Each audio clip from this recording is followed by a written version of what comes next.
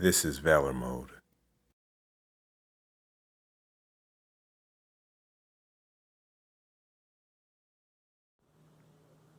What's up, brothers? We're here with another episode of Valor Mode, and today we want to talk about what is the difference between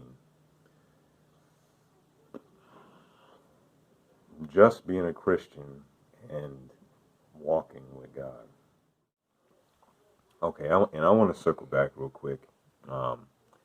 We got remember that verse in verse 20 of chapter 5 of Romans. The law came in to increase the trespass. So I kind of want to talk about that. So what that is saying is, the law came in to increase transgression. It's not saying that it came in to make people bad. That's not what it's saying. It's you kind of need to look at it like this. It came in so that it could set the perfect standards of God, and now you see how bad we really are without God. Mm-hmm. So look at this. You know, what is our estimation of God's law? One part says, "Do not kill," but some people will say, "I haven't heard anybody haven't done anything wrong." Mm-hmm. Anything wrong? But so this is what I mean. The law came in to increase transgression, because Christ said, if you hate somebody, you committed murder. Mm-hmm. Exactly. That is, and look, if you break the law, you deserve to die. Mm-hmm. I mean, like in a lot of places, like the Old Testament specifically, if you killed, you deserve to die, because that's the estimation of life. Like eye for eye, tooth for tooth, and hand for hand. But yeah, you take a life, your life gets taken.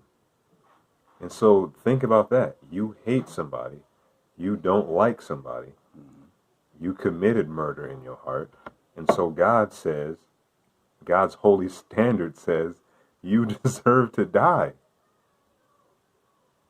Yeah. I mean, so like that's what this is saying. That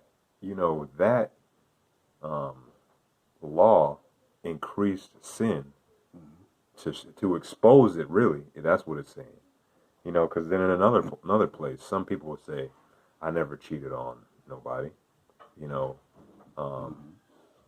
I never committed adultery. I never.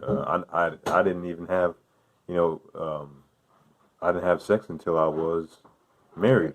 But look, Christ increases the sin. He says, if you thought a lustful thought in your heart, then you committed adultery. Exactly. Are you guys starting to get why Jesus said, "Do not judge"? And now, in saying this, there's a difference between judging somebody and telling them where God stands. But everything that ties is telling you guys is what we meant a while back in one of the other videos, when we brought up the point that the world's standard of evil is not the same as God's. And that is where a lot of us are thrown off track, because we think that because we are good people, or even Christian, that this means that we're okay. But we have to live by God's standard, not the world's standard. And that is what makes the difference. God calls us to be holy. Just like he said, we may not have physically cheated on our spouses, but if I think a lustful thought, God says I'm guilty of adultery. I may not have physically killed somebody, but if I hate somebody, or I don't like somebody, or I'm angry at somebody, I'm guilty of murder. And so we have to bear these things in mind. We don't have to physically do something to sin. If I walk around all day complaining in my heart, I am wrong. That is sin, because God says to do everything without murmuring or complaining. You may not have opened your mouth, but God hears it. Because there's a situation in the Old Testament. I'm gonna have to go back and look.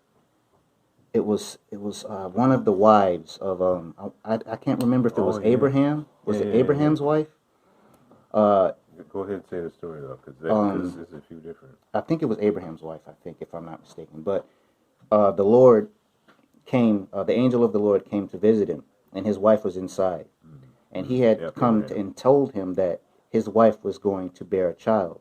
And she laughed. And his wife laughed. Yeah. She didn't laugh out loud. That was Sarah. Yeah, Sarah. Abraham's wife. Yes, thank you for that. Sarah, she laughed in her spirit. She laughed.